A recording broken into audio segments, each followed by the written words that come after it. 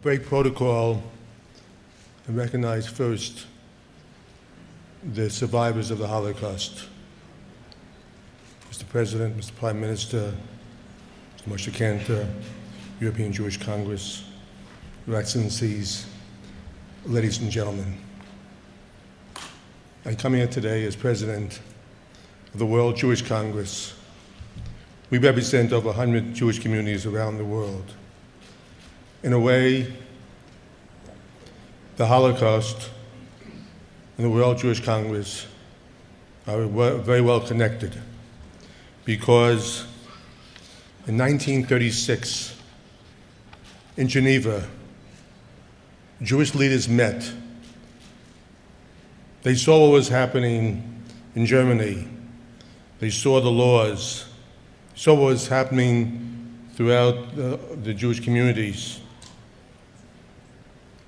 And they spoke out as the World Jewish Congress. And it fell on deaf ears. And in spite of the outrageous statements, the anti-Jewish laws, the hatred towards Jews in Germany, the world was silent.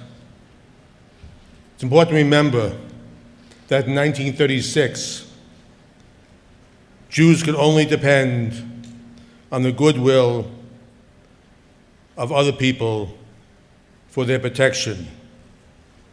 We all know that goodwill was overshadowed by a vast sea of indifference.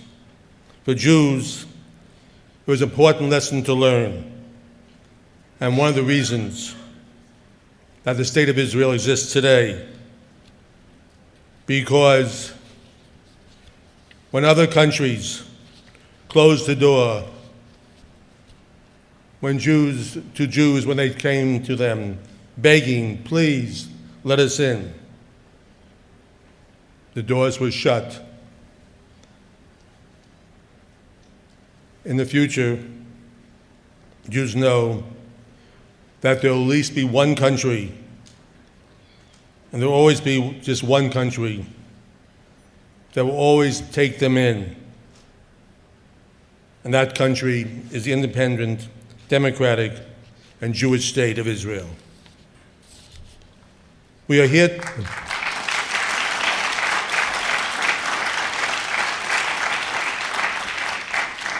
We are here today to remember the Holocaust, and also to know that in a few decades, when the last survivors of the Nazi genocide are no longer with us, we're only left with memorials, photos, and books.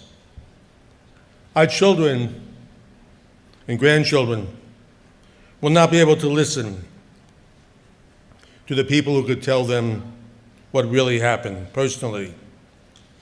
Teaching history in classrooms is very important, and we need to ensure that the younger generations know what really happened.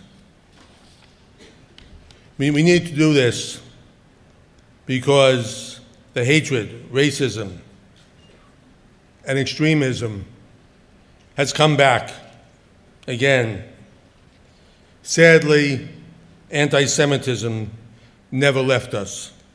Young people need to understand why it's unacceptable to perform a Nazi-like salute or to post themselves performing it on the YouTube or Facebook.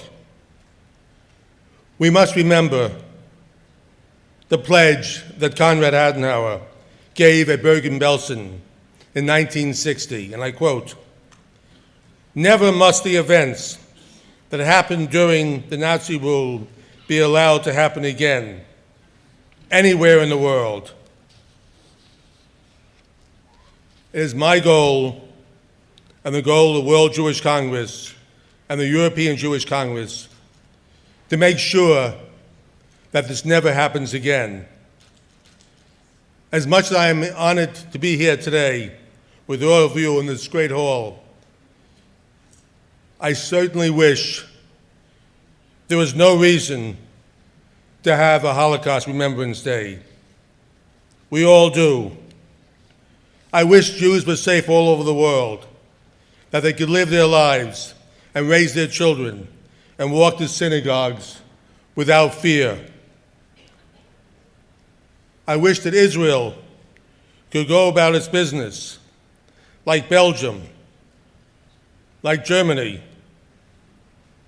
like Greece, without having to struggle for survival every single day. I wish there was no anti-Semitism and everybody appreciated the great achievements that the Jewish people have contributed to the world for over 5,000 years. But you know and I know that's not the case, and it never will be. A realist knows when someone threatens you, you should take that seriously. A realist also knows that our greatest problems arise when people want to believe something so badly that they ignore what is right in front of them. The people who gathered in Geneva in 1936 to create the World Jewish Congress saw what was happening and took it very seriously. They were the realists. And for almost 80 years, the World Jewish Congress has been the voice of realism in a world that doesn't want to hear it. I pledge to you, as President of the World Jewish Congress, that I will not be silent. I will not be silent also when Christian churches are burned by Islamists in Egypt and throughout the Middle East. I will not be silent when 500,000 Christian Jews have been driven out of war-torn Syria only because of their religion. I will never be silent when the mullahs of Iraq brag about wiping Israel from the pages of the earth, of time, and their centrifuges continue to spin. It's alarming to see the far-right anti-Semitic groups in Hungary and in Greece and other countries.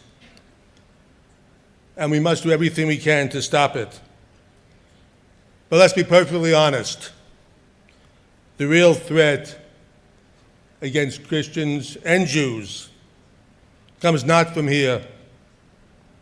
It comes from radical Islam and jihad groups throughout the Middle East. It comes from Hezbollah and Hamas. But it begins and ends with Iran.